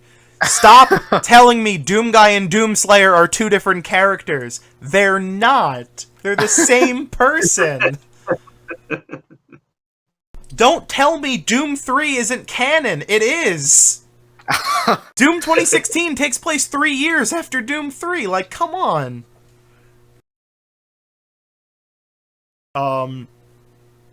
Yeah. Huh. It says so in Quake Champions. Like, come on, learn the lore. It seems like this Doom's gonna really be a celebration of all of Doom's history. Then they're going wacky. They're going all out for the 25th anniversary, which it's really cool. As someone who really likes Doom, yeah, go for it. Bethesda's even doing a it's only through their store, but they actually have a 25th anniversary Switch Pro controller by PowerA. Whoa. And it looks kind of badass, and as much as I will probably never use it because third-party pro controllers, lol. Yeah, I'm buying this, and you can't stop me. That's great. That's amazing. That's incredible. So how are they going to work in the new Commander Keen game into this? Okay, so here's the thing. So as I said, I played. Here's me fanning out about id Software for a bit, and then we can end this because this is going to take forever. So I was under the impression So I think most people are under the impression that the new Wolfenstein games, so New Order onward, are in an alternate dimension that spring off from the previous Wolfenstein games. Because realistically, BJ killing Hitler should have been the fucking end of that. Let's be real, gamers. But no, because in the Machine Games universe, World War II ends with the Nazis winning. So it's a lot of people are like, is this an alternate universe where even though it's picked up from the other Wolfenstein games, because again, all the Wolfenstein games are canon, you have to pay attention, all of these games are canon, they are not reboots. There is no reboots in the id franchises, it's all sequels. Everything is a sequel, whether you like it or not. But going to fuck us, are we? So yeah. So there's a lot of talk that Wolfenstein New Order Onward is in an alternate universe, and this has always begged the question: so does this decanonize Commander Keen and Doomguy and Ranger?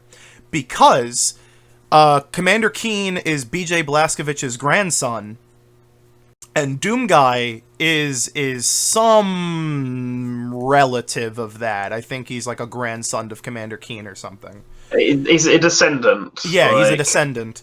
But, can't have that if BJ doesn't have a son, or, in this case, has two daughters in the 1980s. It's a little late. However, two things happened. One, in the trailer for the new Commander Keen, B.J. Blazkowicz, as he is in Wolfenstein 2, and the Blazkowicz sisters from Wolfenstein Youngblood are in that trailer. On the wall, in the family pictures. Okay. And, spoilers for Wolfenstein Youngblood, one of the big bads talks about harvesting energy from an alternate dimension, Doom, and B.J. Blazkowicz mentions that there is an alternate universe where the Allies win the war. So something tells me, and then on top of that, this Doom Eternal leak actually mentions that there is some time manipulation going on that causes all of these Doom games to be canon. Huh. So, something tells me that one of the reasons why I'm now really excited for Doom Eternal and Wolfenstein 3 is that it seems like I think Bethesda's doing the Marvel thing where they're gonna have all of these things collide at some point. Yeah.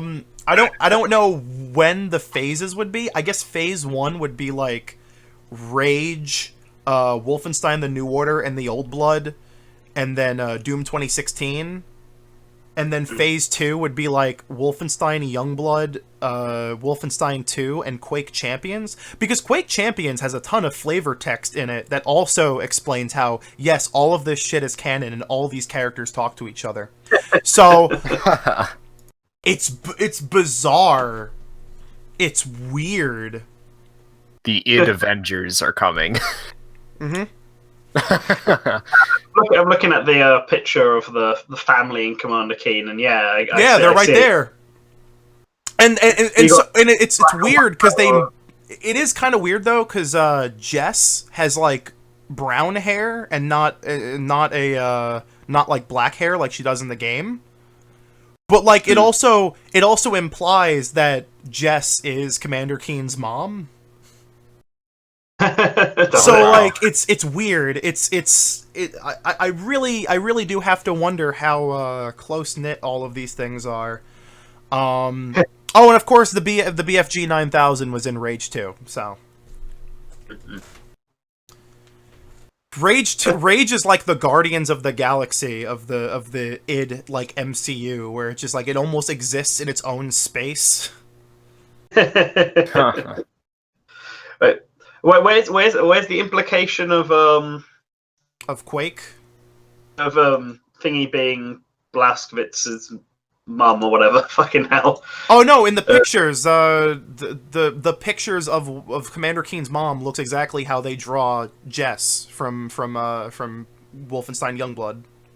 there a picture of his mum? Yeah, she shows up in the trailer. No, but I thought that's the kid's mum, the twins' mum. Yeah. No, that's not Anya. That's not Anya. Wait, are you okay. Who's on? Hold up. Let me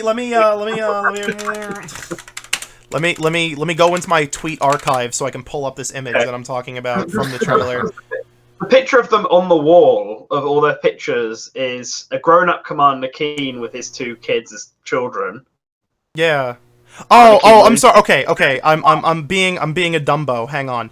Okay, so like later in the trailer, a woman who looks exactly how Jess is drawn in the picture shows up, like in the same style, with like the same haircut and stuff. Yeah. Wow. Into I'm really glad all this stuff is canon. Is Samuel Hayden coming back? Of course he is. In this, I'm going through the trailer trying to figure out where this is. she's on the couch, and like the light goes out. Yeah, but that's the mum. That's the twins' mum. Yeah, it's saying that Jess of Youngblood is their mom, which makes sense. So not the original Commander Keen's mum, then his wife. Yeah. Okay, that's what I was confused about. Yeah. I was like, it's not his mum. It's I don't know how they're gonna explain it. I hope this new Commander Keen game isn't total dog shit, so I can understand what the fuck is going on. But I would assume the implications for this is that Commander Keen is my own original character. I don't know. Tom Hall must be really confused right now. The descendant of BJ because he has two daughters, but one of his daughters marries Commander Keen. Yeah. And it's their descendants that then go on to be the new Commander Keen. Be the new Commander Keens that then go on to become Doom guy. Yeah. Because apparently, because the new Commander Keen's names, the boy and the girl, are both called Billy. It's just like different spellings. So. Oh boy. Confusing then when their dad is also called, the original Commander Keen is also called Billy, but isn't actually related to the original BJ. Everything's canon. Everything is canon. Don't worry about it. Doom 64 is canon. Everything's canon. Commander Keen's father-in-law and his son are both got the same name as him. Yeah. Which is just very... So they have the same last names as well. I'm so excited. I'm so excited. This makes me really want to play Quake Champions again. Like, I really want to play more Quake Champions. Well, I'm just trying to think how the female version of Commander Keen now, the twin sister, fits into all this. Could she be the one who grows? Could she become Crash from? No. No, because according to the flavor text in okay, not flavor text. According to the NPC dialogue that so you know how like there's text chat in PC games?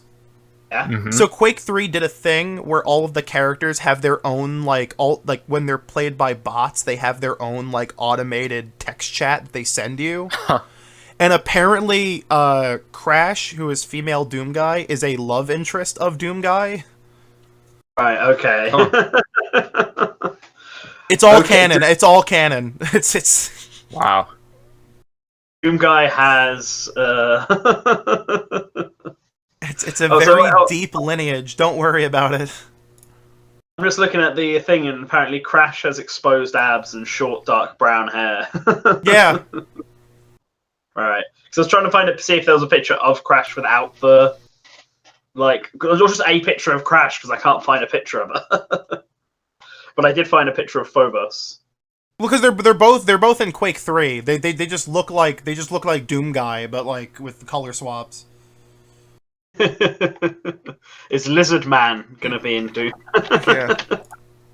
The leak says what was it? It says I think it calls Yeah, Phobos a girl. it says no, it says Crash is the. It doesn't say Phobos Crash. is. You misread it. It doesn't say that. The It line, only meant the line future. says Crash and Phobos use mass-produced Praetor suit clone armor. Crash is in her early 30s and is older and a higher rank than Phobos. It doesn't And say. then It it doesn't says- say Phobos is a girl. Yeah, 'Cause that I think would maybe be he's getting confused. And the wrong. next line is he has exposed abs and short dark brown hair, but I'm pretty sure they're talking about Crash. Yeah, not they're talking about Phobos, though. Crash. So This is gonna be amazing. This game's gonna be amazing. It better be amazing. I'm looking forward to Doom Eternal. Yeah, I I really really like want to try it. 2016. I was talking about it yesterday with my friends, comparing it to the original because it's like such a Doom 2016 is such a different game from the original Doom. Yeah. Like it's just far more hectic. Just buy all of them. They're on the Switch. Just buy all of them. I Every haven't single tried game. a Doom game yet. I think I'm gonna. It's I wanted to $5. start The with original Eternal. game is $5, and it's a perfect video game. Just go crazy. Personally, I'm I a might much have to bigger play that before Eternal then. play one before Eternal. You should try and play Doom 2016 before Eternal. Like if you You got could play all of them. I've They're heard all so much hype. they're all short. They're not long games. Doom 1 Yeah. will take you like a couple of hours. Doom 2 will take you like 3 hours. Doom If 3 you're is not- like 8 hours long, and then like Doom 2016 is like 10 hours long. They're not long treks. Mm-hmm. unless you want to go for that 100% collectible thing. Yeah. on Doom. I don't know. Maybe. Doom 2016, I got it for like £10 on the PS4, like, and that was years ago. So if you're not particularly bothered about playing it on the Switch, you could just get it for PS4 for pretty cheap. yeah. It kind of sucks because it seems like Bethesda hasn't. It's weird because Bethesda goes on about how these all these ports have sold well, but it seems like Doom 2016 and Wolfenstein 2 didn't sell enough to do like second prints, because Doom 2016 is still $60, both physical and digital. And, Really? Not and like I said, I got it yeah, like you. I'm saying on with, Switch. Like, on Switch. Yeah, I'm right, saying I on was gonna say. Switch. And then like Wolfenstein 2, no one wants that fucking game because it sucks. So, because it's a piece of shit. It's garbo. I don't like it. And I think that's the reason why Wolfenstein Youngblood is digital only. I mean, it doesn't surprise me that Doom on Switch didn't sell massively well because it's a game coming out like 2 years after the original. I think Skyrim and Doom both sold over 1 million units, which is pretty good for a launch year, but is still like, you know, those are games that have sold millions of games, especially Skyrim. So like, I think it's just because a lot of people probably played them at that point. yeah. Skyrim's an even bigger one because Skyrim's on like bloody everything and a remaster. Yeah. Yeah. Like the fact that it sold 1 million is an impressive. It is, and especially in the Switch's first year, that's pretty good. And But Doom yeah, as well. I kind of hope with the increased third-party support of the Switch, when Nintendo gets around to doing their Nintendo Selects, I would like to see them put some third-party games up there. They will. I think Yeah, I That'd be think they cute. will. That'd be cool. they did on the Wii and GameCube, so Yeah. for Do the- when they get around. some Nintendo Select Doom. That'd be cool. I think the big thing is going to be how well Doom Eternal does on the Switch. I think it'll do better. I think a lot of people these panic button ports are amazing. Like they're really impressive. I'm honestly surprised Wolfenstein Youngblood runs at all on the Switch because it's so there's so much geometry. Like the polygon count is ridiculously high. I cannot believe that they got that game running. Panic Button are like geniuses when it comes to the Switch hardware. Yeah. Like crazy impressive. I feel like the Doom, how well that does on the Switch compared to it's going to do better. It's definitely going to do better than the original Doom. Yeah. It's going to be how well it does compared to the PS4 version as well. We'll decide whether or not they do a second print run. I think they'll do. I think it'll do better, if only because it's as I say, yeah, it's a new game, and like I think people now have more faith in the panic button ports. Yeah. Because when Doom came out, like I think nobody expected it to be a good port. They were like, yeah, the press are saying it's a good port, but like, is it actually? Is it really? Like, is this just like a novelty? And then everyone's like, oh wow. And then like Wolfenstein 2 and Warframe and Youngblood have all been kind of like bangers. So it's like, oh, okay, all right, I'm down. But we'll see. I don't know. I'm getting it on both PC and Switch, so. I mean, I'm probably gonna be getting it on PS4 only because that's where I had the original Doom, and I feel like keeping the series all on one system. Yeah. I just like my keyboard and mouse. I'll probably get it on the Switch because I actually really like gyro controls in shooter games. Yeah. Ever since Splatoon, I'm really glad other shooters have actually been putting it into their game on the Switch. Yeah. Yeah, I like. I really like gyro controls actually on for shooting games. It's better than sticks. Everything's better than sticks.